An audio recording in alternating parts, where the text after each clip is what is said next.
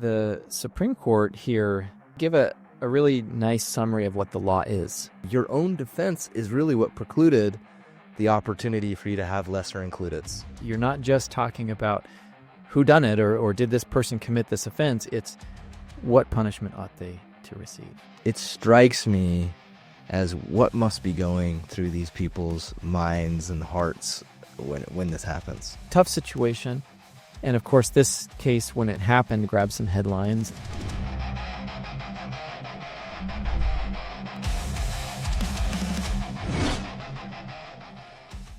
Okay, well, welcome back. Here we are again, filming another episode. How you doing today? Good. It's good to be back. It's always good to be Yeah. back. Have you been busy? Yeah.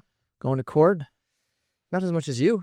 You've been in court more Yeah. than me. Very busy in court. I've got a number of cases that I'm dealing with that I'm trying to either resolve or go to trial. Looks like I'm going to be going to trial a few times in the next couple of months. You're good So, at that. Sounds fun. well, it's what we do, right? As defense lawyers, that's what we do sometimes. That's what they say, right? Criminal defense, if you want to be a lawyer who goes to court, criminal defense or family law, right? Those are the two that actually argue cases and go to trial. So, that's what drew me to it. So, You know what? On the topic, one question that sometimes we get, that I get, maybe you get this too, is sometimes clients are astonished. Like, how come the prosecutor isn't just dismissing this case? The case seems absurd. Why are they not just dismissing this case? yeah, sometimes I get that. Yeah. I mean, prosecutors, they bring cases against people, and we presume that they're serious about it, and so they move forward. And so sometimes we go to trial. Yeah. Speaking of going to trial, we're going to talk about a woman who went to trial. Her name is Wendi Andriano. This is a case from Arizona from 2000. A female defendant. We just finished, the last two episodes were about Winnie Ruth Judd, another female who was prosecuted for murder. Wendi, tell us about her. What was her charge? Yeah, so staying with our theme, we're talking about Arizona cases, big Arizona cases. It's a unique one, and we'll talk about some reasons why Wendi has become kind of a unique case in Arizona. But she was charged with one count of first-degree murder.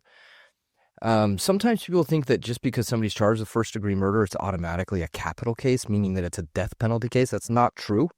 In fact, it even says in some of the decisions that we read that that's not how it should be, and that's not how it's meant to be, that those death penalty cases, not all states have the death penalty. Arizona is one that does, and it should only be used and sought in certain cases. And so we'll talk a little bit about that. Right, and the cases that do merit the death penalty, number one, it has to be decided now by a jury. That law changed a number of years ago where the jury makes the decision about death. Right, meaning they always make the determination on guilt or innocence. That's right.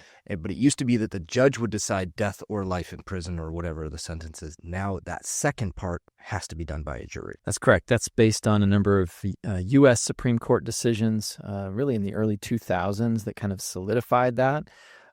Previously, you would go to trial, the jury would determine whether a person was guilty, and if they were found guilty, well, then the judge would decide, is there enough to warrant the death penalty? Now that has shifted, and the jury now has to make the decision, do we impose the death penalty? Now, in any non-capital case, meaning a case that's not a death penalty case, the judge still decides sentencing. So in nearly all of criminal cases, judges decide what the sentence is going to be based on the law. But in capital cases, juries have been now charged with making that decision. Tough decision to make for a jury. Really tough. And it's really an interesting thing on why they've done that. That is, it's a lot to put on a juror, just an everyday person who goes in, and when they're doing what we call voir dire, the beginning of selection of jury, one of the questions they get asked is, this is a death penalty case. You're going to be asked to make that decision. If you're told the law, are you able to follow that and impose death if that's the appropriate sentence? And if people say they can't do that, there's a lot of people who just don't believe in the death penalty, right, that it's ever appropriate. And if they say that, they don't make it on that jury. Right, and so that's something that has to be screened for in jury selection, and then ultimately at the end of that trial, if there's a guilty verdict, then they have to make that decision. And a separate trial, basically. It's a Correct. So there's new testimony. what we call the guilt phase, right? The guilt phase is whether the person committed the offense or offenses. And then there's a separate sentencing phase where this is the penalty phase, they call it, where the jury listens to, they consider everything that they heard as part of the guilt phase, but then the state now is allowed to put forward what they call aggravating factors, things that make it beyond a typical murder that may merit the death penalty. In this case, the court analyzed a couple of those different factors. One of them is whether, and we talked about this in Godot, whether the murder was especially cruel, heinous, or depraved, and other factors. That's not the only one, but that's an important one that is used frequently.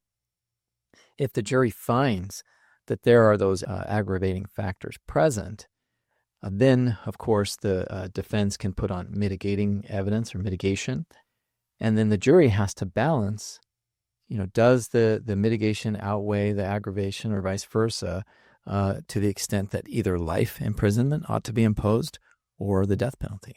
It is so much to put on just an everyday person who gets dragged in for jury duty. And it's part of what makes these trials very lengthy, because you're not just talking about who done it or did this person commit this offense. It's what punishment ought they to receive. Yeah. Okay, so let's dig into Miss Andriano for a second. So she was married to the victim, her husband. His name is Joe. They had 2 small children. Well, previous to this, Joe had been diagnosed with terminal cancer. They had gone to a barbecue. They had come home. It doesn't give the ages of their children. I'm not sure how old they were. They were living in an apartment complex. Joe, it didn't seem like, had very much time left to live. He was sort of on death's door, but we don't know exactly from the testimony, from the evidence that was presented at trial, how long he had to live. Yeah, it's hard to say because there really isn't anything about that, only that it had been deemed terminal. And I think most of us imagine that generally that means it's pretty close because you must be pretty progressed in the disease.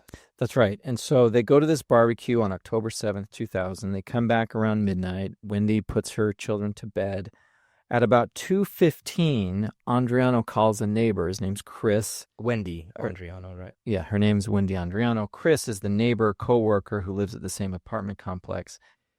She says, hey, come watch my kids. I need to take Joe, the husband, to the doctor.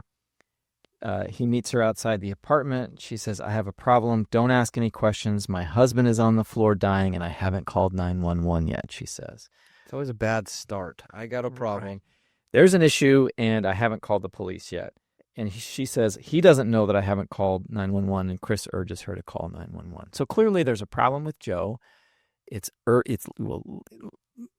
the late night hours. Chris enters the apartment. He finds Joe lying on the living room floor in a fetal position.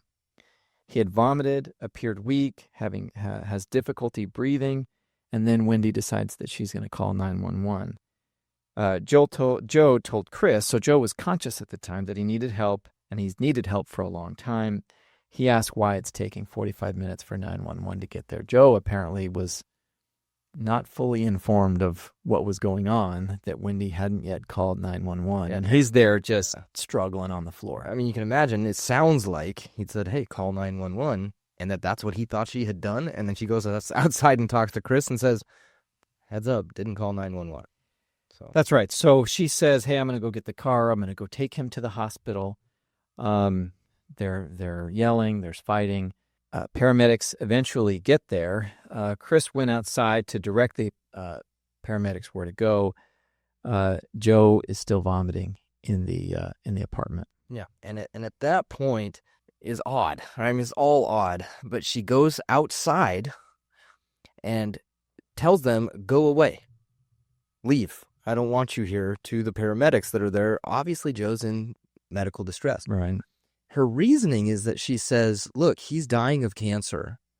He's in there, and this isn't how he wants to go. He has a DNR, right? Do not resuscitate.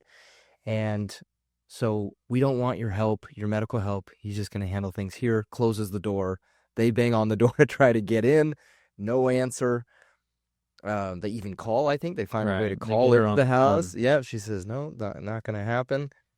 They leave. But she comes around Oh, back. was that during the first That's part right. of it? That's Yeah. right. So she comes, instead of coming out the front door in his apartment complex, she goes out the back door, hops the wall, comes around and talks to them. Yeah, it says here, Andriano went through the back door, climbed over the back patio wall, walked around the apartment building to the front door where Chris and paramedics were standing. Andriano had changed her shirt and her hair was wet. She told paramedics that Joe was dying of cancer, had a do not resuscitate order, and this was, quote, not the way he wanted to go. Paramedics and Chris left without going into the apartment. That astonishes me. How? That astonishes me that paramedics wouldn't have taken some measure or some step to try to see how Joe is doing. And it's super suspicious. I mean, for instance, if you call 911 and you hang up, They're coming. they're coming. I've had that circumstance. One of my kids years ago called 911. Cops show up at your door. You say, hey, what's going on? Like, oh, sorry. 6 years old. Yeah. Whoops. But they want to know because they need to check to see if there's an emergency, because it's certainly not uncommon for people to dial and then something happens and, maybe the person won't let them use the phone or there's a domestic violence situation. Police have to figure it out. I'm shocked here that something more wasn't done to check on Joe. Especially because you imagine that Chris is there. That Chris is the guy who just said he went in, saw him in the fetal position, vomited everywhere, in distress, saying he's in distress. I would imagine he conveyed that information to the paramedics. But perhaps that's why paramedics were okay to leave, because he had seen the situation, right, and had sort of corroborated what Wendi was saying. I'm not saying it's a good idea. I'm just saying it's a possibility, that was right? For them. Yeah. I don't know. So Chris leaves, paramedics leave.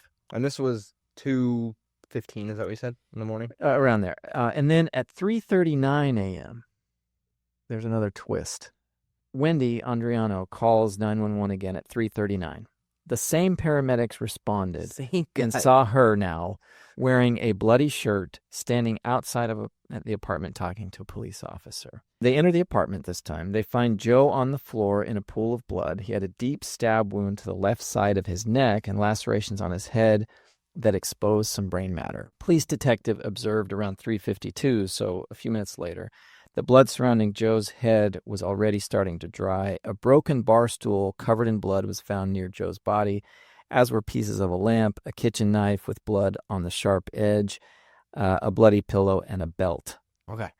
So, ugly. And what is her explanation? Isn't this obvious, right? Don't we hear this and say, what is she going to claim, that some guy came in here and did this to Joe? No. She claims, right, this is her defense, and it starts from the day of, is that Joe is terminally ill. They had some type of an assisted suicide agreement that she was going to help him commit suicide because he just couldn't handle what he was going through with cancer. It was failing as far as this attempt, and I believe it was through poison that they were saying it was done initially. They had a storage unit that was searched. Inside the storage unit, there's a cardboard shipping box with 500 grams of sodium azide. Sodium azide is a poison. In fact, I think it's used in airbag modules. Okay. You're not supposed to consume it. Not good for you. Okay, not good for you. 2 Tupperware containers containing sodium azide, 9 Q-tips, a plastic knife, a fork, latex glove, whatever. This is in the storage. This is in the storage unit. So this is obviously discovered later. Okay.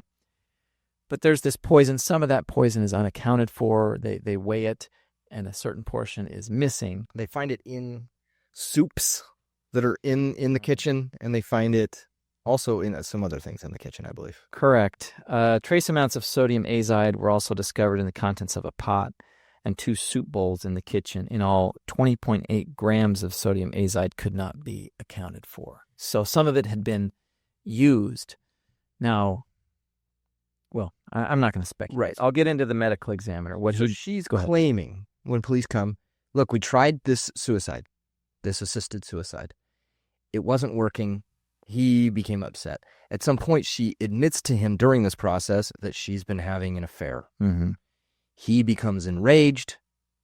She then claims that she's already been the victim of domestic violence at his hands in the past, that she defended herself with the stool, hit him over the head with the stool, and that he then Oh, that she had a knife. He then grabbed the knife and stabbed himself and slit his own throat. And we'll get into her testimony, regarding that. And she did testify. A number of times we've discussed cases about defendants who choose to testify, don't testify. Wendi, in this case, did testify, and we'll get into her testimony in just a minute. Yeah, we've talked about that.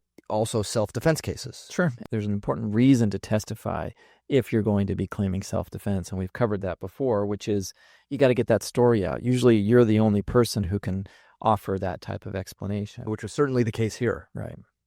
Yeah, because kids are asleep, neighbor's gone, there's no paramedics, there's no witnesses to this. It's Wendi and Joe who are in that apartment, going through this experience. And people don't think about that. In trial, you think you can just tell the story, right? Like, well, can't my lawyer just tell the story? Okay. It has to be presented as evidence through testimony or other physical evidence. And so in order to tell that story, you need the witness, which is Wendi in this case. Yeah, and we've covered other topics like circumstantial evidence. And, even if there is, say, biological material, forensics, ballistics, those things don't speak for themselves. Yes, they can offer facts. They can confirm things. They can help. They can be instructive, but they don't tell the story, at least not the whole story. And so for Wendi, who is in this circumstance, she's got to explain what happened. Now, we'll get into whether a jury believed her account or not. The medical examiner determined that Joe sustained brain hemorrhaging caused by no fewer than 23 blows to the back of his head, 8 to 10 of which independently could have rendered him unconscious. Defensive wounds on Joe's hands and wrists indicated, however, that he was conscious for at least part of the attack, so he's trying to fight back. Joe also sustained a 3 3/4 inch by 2 inch wide stab wound to the left side of his neck. This is what you spoke about a minute ago, about this stab wound to his neck that extended to his spine and severed his carotid artery. Self-inflicted? That's tough. They say it was really deep. Obviously to the spine. I mean, well, and it severed his carotid artery, so he's going to bleed out. That's going to kill you real quick. The medical examiner opined that the blows to the head were sustained before the stab wound to the neck and that Joe was still alive, though likely unconscious, when he was stabbed. Which is an important fact, because if you're claiming that he stabbed himself, those blows to the head and the other, facts may undercut that. They do, according to the medical examiner. Trace amounts of sodium azide were found in Joe's blood and gastric contents. Cause of death attributed to blunt force trauma and the stab wound. And I'd be interested, we've talked about before as well, battles of experts. You're right, where you have this expert or this medical examiner saying that they can pinpoint injuries and when they occurred. And I feel like that's a big bone of contention a lot of times between experts, right? To say, there's just no way you can say that happened for sure. Or the timing of things, which came first and not who did it. Sure. Correct. Sometimes they say they can tell that too, but just based on angles and things like that. But just, that particular fact here, I just wonder if there was kind of a competing expert to say, I don't know if you can say for sure that didn't happen in that order.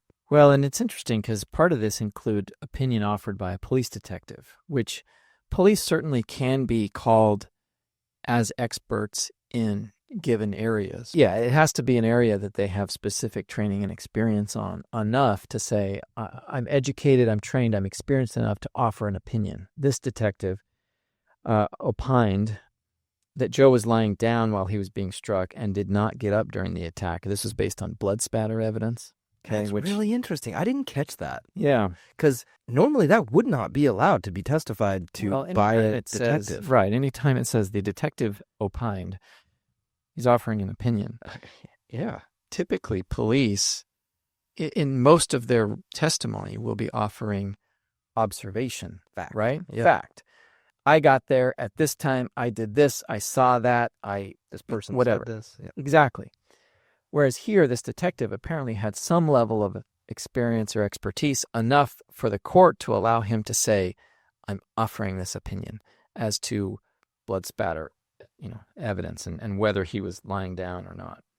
He further opined, based on the absence of arterial spurting on the belt and knife, that both items were placed besides Joe's body after he died. Blood spatter on the bar stool, on the other hand, suggested that the stool was present when the arterial spurting began. And I apologize for the graphic nature of them. This is a pretty ugly scene, but I mean, interesting that this officer now, or this detective, is saying, I can say, that because there's no spurting on this and that they weren't present, but there was on the bar stool, meaning he was bleeding out before he was stabbed or before he passed away. My defense attorney alarm bells are going off all over the place here. I mean, this just wouldn't fly, I don't think. I mean, if we were it did fly. I know, but this was what, 2004 when this happened? Sure. This trial? I don't know what's changed. I feel like blood spatter expert testimony is very scientific and gets governed under really tighter rules of admission. Well, it's going to be governed under Arizona's Daubert standard. It wouldn't have been back then. I I agree. Different, yeah. That's true, and that was clarified. The rules of evidence were updated in Arizona.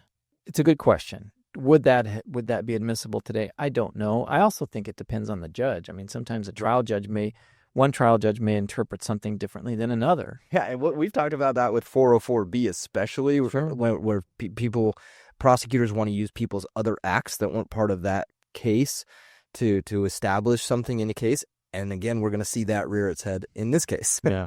So a few more facts that were presented at trial. After being taken into custody, Andriano called one of her coworkers and asked her to hide certain items that were in her business office. Not a good look. Not helpful. Andriano's adoptive father told a police detective on the day of the murder, quote, I remember Andriano telling me that she stabbed Joe.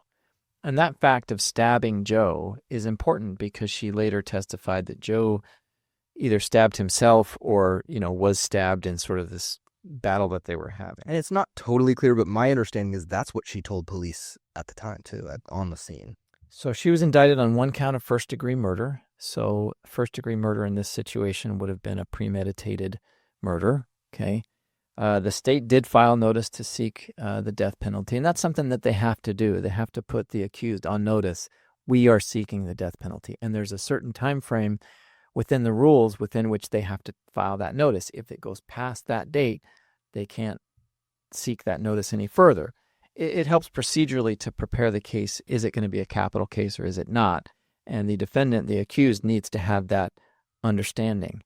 I've been involved in cases where clients charged with murder, and we're in that time period where the state is deciding whether they're going to seek the death penalty. And a lot goes into that. A lot goes into that decision making. At least in Maricopa County, it's not a decision that's made by an individual. It's a committee that gets together, and they decide whether they're going to seek the death penalty. And the burden is kind of on the defense to proffer mitigation and say, hey, this is not a capital case. That's sort of the first layer of protecting your client against the death penalty by advocating at that level and trying to get the state not to seek the death penalty. And there's some risk, for the prosecutors because, there's a whole host of requirements and, really an elevated proof that they have to have for the case and beyond, even if they get the conviction, the next level to getting the... Of course, and you're also...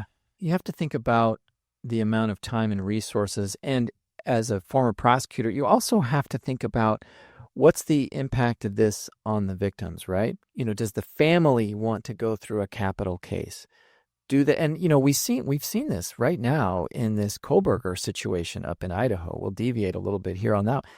Capital case, multiple homicide in Idaho. He is set up to go to trial in a capital case where they're seeking the death penalty. And what happens? Last minute, there's a plea deal.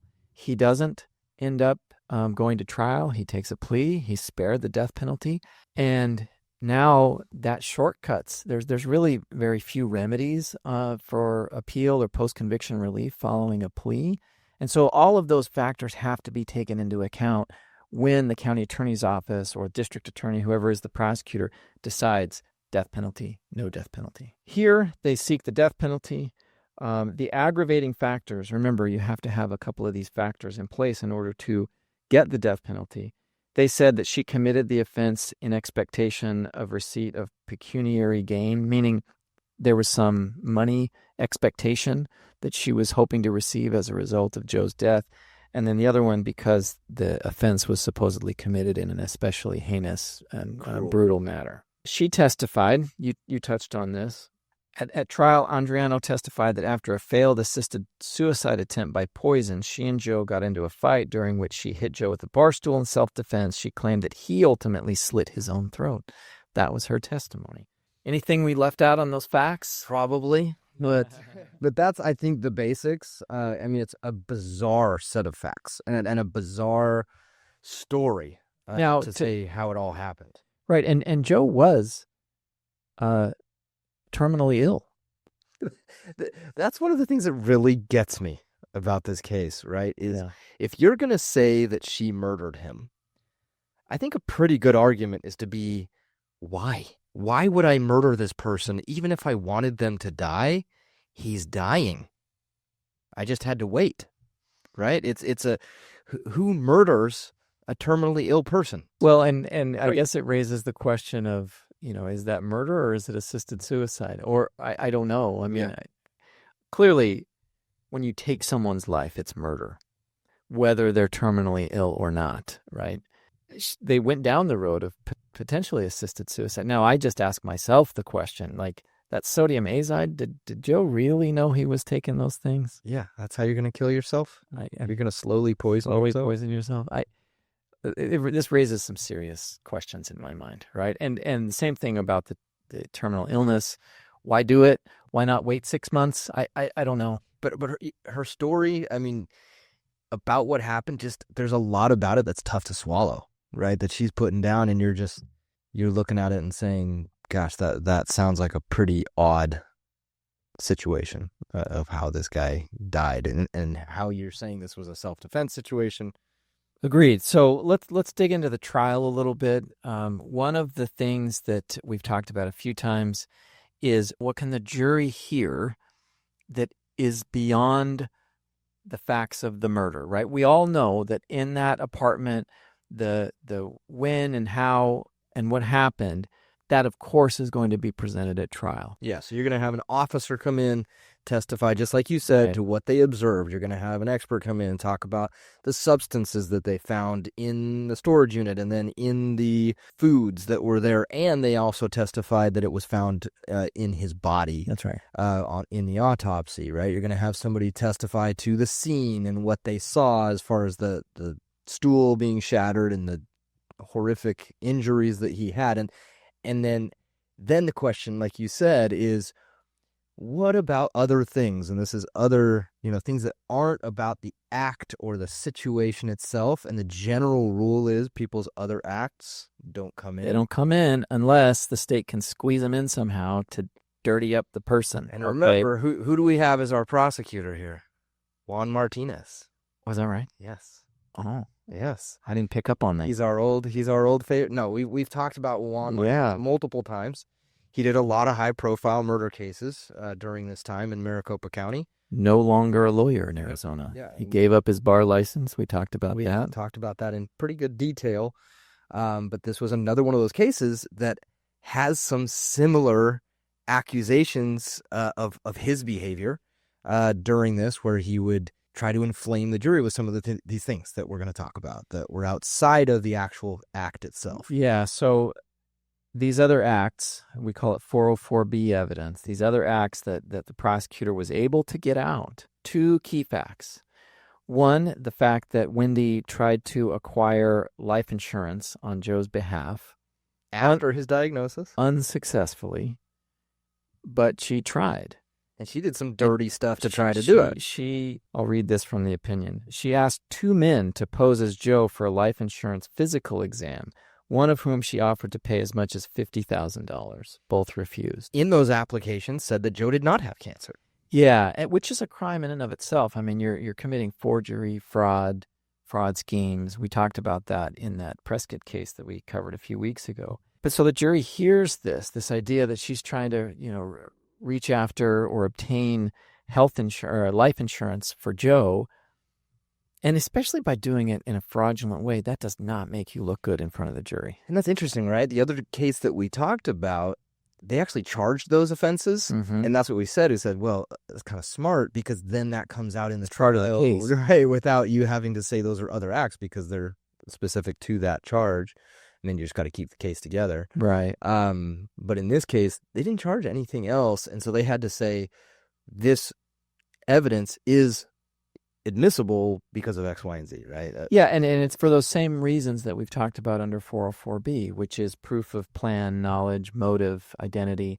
Here it goes, I think, to a plan or a motive to murder Joe because she's hoping to cash in on whatever policy is obtained. And that's kind of interesting because it goes beyond kind of that normal list that we talk about of things that it can show because they did charge it as premeditated. So that becomes a direct element of this case, is that it's showing some premeditation. I want to touch on this. The court does give us a little bit of explanation of Joe's condition.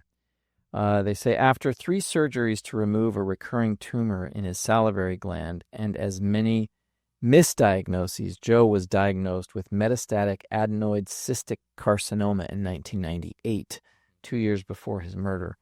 By that time, the cancer had spread to his lungs and his condition was deemed terminal. So he's not going to survive this cancer. We're not given a prognosis for, how long he's going to live. But clearly, he's not going to survive for very long. And during that time, of course, she tries to get, in August and September, a month or two before these murders is when she tries to get these insurance policies. So the jury gets to hear about that. Which is really interesting because she didn't even successfully do that because, part of it, you always hear about these cases where that evidence comes in all the time because they say, yes, they got a life insurance policy on them and that's the motive. But they didn't get it, and they did charge as one of the reasons that for it to be a death penalty case is for pecuniary gain or for money, right? But she knew she wasn't getting the life insurance on that. Yeah, by the time Joe's death had occurred, she would have known that there's no insurance policy in place. Right. So I thought that was interesting. But still, yeah. So the other aspect, or the other 404 other act fact that came in was, of course, extramarital affair. Oh yeah, and that's a Juan Martinez special. That's what he loves to talk about that stuff. Yeah. Yeah. Well, to be fair, all prosecutors love to get a hold of that because the jury hates them. Any dirt that anybody can raise against the defendant, they're going to do it. If they can do it in a way that can make it relevant for the case. And here, that extramarital affair became, again, part of the motive in getting rid of Joe so because pursue her other. Yeah. So she, in the summer of 2000, she had an extramarital affair with a guy named Rick, a resident of the apartment complex. She also frequented bars on a weekly basis with coworkers and friends. She was seen dancing, flirting, groping, kissing on men. On September 27th, it says, the evening after Joe's 4th chemotherapy treatment, she went to a dance club, met somebody, brought him back home, apparently had, some relations with him, and had told the guy that her husband had already died of cancer. And this is just a couple of weeks before the murder. Yeah. And there was also some testimony from a hairdresser where she had gone in on 2 different occasions, months before this, saying she wished Joe was dead so that she could move on with her life. Right. What else? There was another statement that she made to this hairdresser also that came in at trial, basically saying that she wished that Joe was dead. Yeah, and then you mentioned Juan Martinez. The court talks about his style, which was to, quote, take every opportunity to infuse the trial with marginally relevant information about Andriano's partying and man-chasing. At least that was Andriano's characterization of Mr. Martinez throughout the trial, which I'm sure there's truth to that. I mean, this trial certainly was riddled with sort of extra stuff to make it interesting and to make the jury not like Wendi. Yeah. Right? Yeah. Okay, so the court allows that in. On appeal, the Supreme Court says, yeah, that's okay. And we've talked about this again. I know we keep harping on this 404B thing, which is the rule of evidence that it is. It's Rule 404B. And we've said this before, and I think it applies here maybe, is that you can win and lose a trial. It can make the difference on whether that stuff comes in, which is interesting because the whole idea is it's not supposed to, necessarily make the difference on guilt or innocence. It's just supposed to be Well, I guess it is. It's just not supposed to say you're guilty because you did these other things. You're only supposed to use it for a limited purpose of, look, I'm not showing you this, that she did these things and sought the life insurance or went out and did these things in order to show you that she because she did this, she also killed him. They're saying this other evidence helps you see that she had a motive to do it, and this evidence shows that she had some previous premeditation to it. It explains the why behind it. Again, 404B can be very powerful, and here, it gives the prosecutor some ammo to really solidify this. Now, the question, I suppose, is take out the 404B evidence, does Andriano still get convicted? I don't know the answer to that. That's a tough question. I don't think we've said that yet. Dang it. No, that's all right. I think that's where we're at right now, is that at the end of this trial, with all that was presented, she was ultimately convicted of that one count of first-degree murder. Then they went on to the guilt phase. Right. But before we get there, before we get to the penalty phase or the death penalty side of it, there was one other element that was argued on her appeal, which was, what level of homicide should this be? Okay, she's charged with first-degree murder. There are different levels of murder in Arizona: first-degree, second-degree, manslaughter, negligent homicide.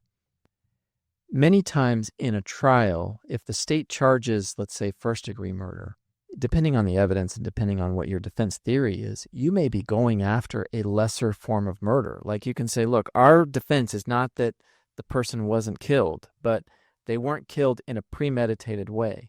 It was an accident. It was manslaughter. And even though the person may be found guilty, they're found guilty of a lesser crime. They're not subject to the death penalty. They're not subject to life in prison. And so here the court analyzes, because the defense attorney in trial didn't ask for the jury to be instructed on these lesser included offenses. That's the key, right? Is that in order for there to be lesser included offenses, is what we call it in Arizona, which is those lower levels, then a jury's not going to know about that unless they get instructions on it, right? To say, hey, look, you might find that it doesn't reach the level of first-degree murder. If that's the case, you now consider it under these set of law and facts, and you put those two together and decide whether that one matches. If that's not included, then if they're not guilty of that, then you can look at this lower one. Yeah, defense didn't ask for those lesser included offenses. And I'm kind of surprised by that, because I do think there are potentially other theories to the murder rather than simply first-degree murder. So state is saying this is premeditated intentional killing. But you also have a situation where there's this heated argument and somebody dies. Could that be second-degree murder, where there's a sudden fight and you knowingly or intentionally kill that person, now without premeditation? That's second-degree murder. Or could you engage in that same sudden fight in the heat of passion, and now that becomes manslaughter? Okay. The court analyzes that and really says there's no evidence to support any of those theories. And I thought, too, the interesting thing that the court said was part of the problem isn't necessarily that the attorney didn't object. I think that matters because of the standard that they were looking at. But also they said the problem is you made a defense of self-defense. And because you said it's self-defense, you're saying that you're not guilty. It's a, if you believe me, it's a not guilty, regardless of all those other things. If you don't believe me, then it's first-degree murder, right? And they said your own defense is really what precluded the opportunity for you to have lesser includeds. So that raises the question of, how do you choose that strategy going up into a trial? Is it better to sort of spread your net wider and say, hey, I'm going after second degree and manslaughter if I can get it, and I'm going to, I'm going to say, this or that to try to get to that point? Or do you say, I'm all in, right? I'm pushing all my chips in the middle. I'm going to say this is not first degree murder. It is self-defense. My actions are justified. And that's what defense went with. And the court basically says that's what the evidence, that was presented, that's what it showed. It was either self-defense or it wasn't. Self-defense is harder to come across, though, when you've got the insurance policy and the extramarital affairs. now that becomes motive for the state. And I can see why the state would want to make those things relevant. Yeah, and it's hard, right? I mean, because a lot of times some of this stuff gets dictated, in concert with your client, with the defendant, saying, look, here's different ways we can defend this case. Mm-hmm. Often it's hard for somebody who's made this claim to say, yeah, cool, let's put it in front of a jury that maybe it happened another way, that it wasn't self-defense, when really that's been their thing the whole time. There's also strategies out there where you put forward alternative theories. Mm-hmm. And that's generally not a favored way to do it by defense attorneys, at least that I've spoken to, because an alternative theory is to say, hey, jury, it was self-defense. But if you don't believe me on self-defense, right, then it was a lesser, right, right, and that's just not a very compelling argument when you're really trying to argue a particular case to right. And the Supreme Court here, they give a really nice summary of what the law is. I'll just read it. Where the sole defense is self-defense, so that the evidence requires either conviction or acquittal, any instruction on other grade homicide would be impermissible. So it's an all or nothing thing. You go for it or you don't go for it. Here, the defense chose to go for it. I can't armchair quarterback that. I wasn't there. I didn't hear all of the evidence. I don't know exactly what was presented, so it's hard for me to say that was right or it was wrong. I do, though, wonder, would it have been successful if they had tried to shoot for something other than, a self-defense all by itself? Because again, jury doesn't know that's an option if it's not put out to them. That's right. And sometimes they do what they call split the baby. Yeah. Right, where it's comes from King Solomon in the Bible, but basically saying, I don't know, I don't believe, I don't necessarily want to go with first-degree murder, but I also don't want to say she's innocent or not guilty and just put her back out on the street. You're giving them another option to go in between somewhere. But if your client is charged with first-degree murder, facing the death penalty, and you come away with either a second-degree murder conviction or manslaughter conviction, that is a win. Most of the time. You win. Yeah. Because now your client has a definitive sentence and will come home at some point, right? A life sentence or a death sentence, they are not getting out of prison. Right. So moving on to that penalty phase that you mentioned, the jury found her guilty. Prosecution had alleged two aggravating factors. One is this pecuniary gain, which they did not find. The jury here did not find that this was done in pecuniary gain, probably for the reasons that you mentioned a little bit ago, that she actually didn't have a policy. Right? Yeah.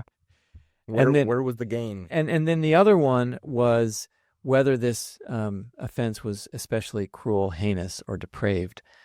And I think from there, just to summarize it quickly, this was a pretty brutal homicide. He had suffered, extensively. If you look at the first 911 call into the second, and the fight, and the bar stool, and the hits to the head, and the stab to the neck, I mean, this isn't a quick death. It's a long, torturous death, right? A lot of suffering. And they've talked about some death penalty cases where it's very quick, right? Where they say, hey, it doesn't have to be hours long or minutes long.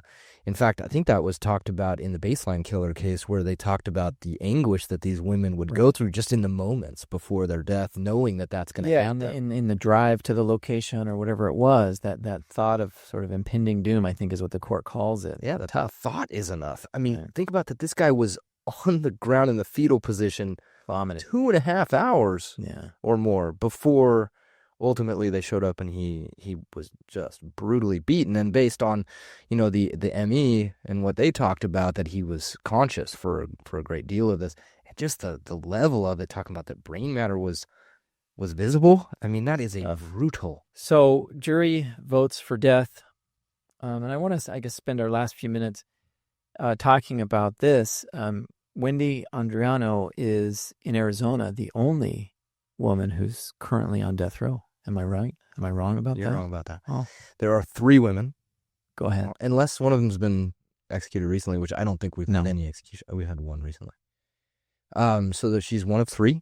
I wish I brought the numbers in with me. I can't remember. I believe there's a couple of hundred men on one, just over 100. I think it's just over 100 on death row in Arizona, and so it's very rare. It's very unusual, but she's one of 3. Nationwide, the numbers, gosh, I should have brought that in with me, but we're at about, I believe there's about 40 to 50 Total women Yeah. on death row in the whole country, and there are about 21 to 2,300 men on death row. So it is rare to see a woman on death row, which is interesting because last week we talked about Winnie Ruth Judd, who was also sentenced to death and was on death row for a while until she was no longer until she got to go. Until the sheriff said that she didn't longer qualify for that somehow. We still haven't figured that one out. Yeah. So Miss Andriano, she's on death row. She is, I don't know what the status of any further appeals. As you may have gathered, as you know, death penalty appeals can last for a long time.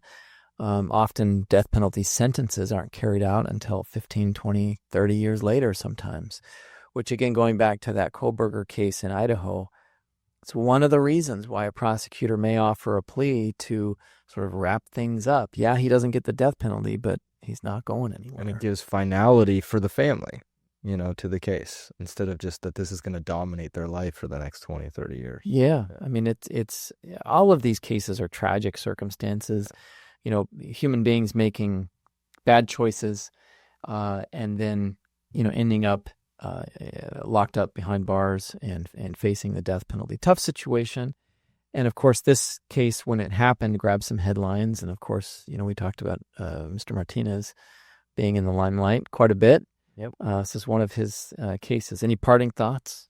No, I mean, this is just, every time we do one of these, I'm thinking, especially the last couple where, we had Winnie Ruth and this one, it's just, it strikes me as what must be going through these people's minds and hearts when this happens. Right? Victim or the defendant? The defendant. Yeah. I mean, obviously the victim, awful and tragic, but as far as how do you get to that point in your life that you think that this is the solution or that this is an appropriate, step to take? Yeah, and I think some acts are more acts of desperation, sometimes. Others, I think of the baseline killer, are more acts of sort of depravity, right? Psychopath. Yeah, somebody who's just, who's in a different place mentally, right, than most people. This one is a tough one for me to understand, going back to the idea of, he's already dying. I can't figure that one out. Yeah. Obviously, there's circumstances there that you and I don't know, and I think we have to understand that. Not that it certainly does not justify Wendy's killing of Joe. I mean, I think it makes it all the more tragic that you've got this poor man who's, suffering from cancer, and wife then goes and does this. Yeah, it's awful. So, but always good to talk to you about it, Dave. I love your perspective. I love listening to what kind of the process looks like, and what happened in this case, kind of in the details. So I appreciate it. Yeah, thank you. Appreciate you.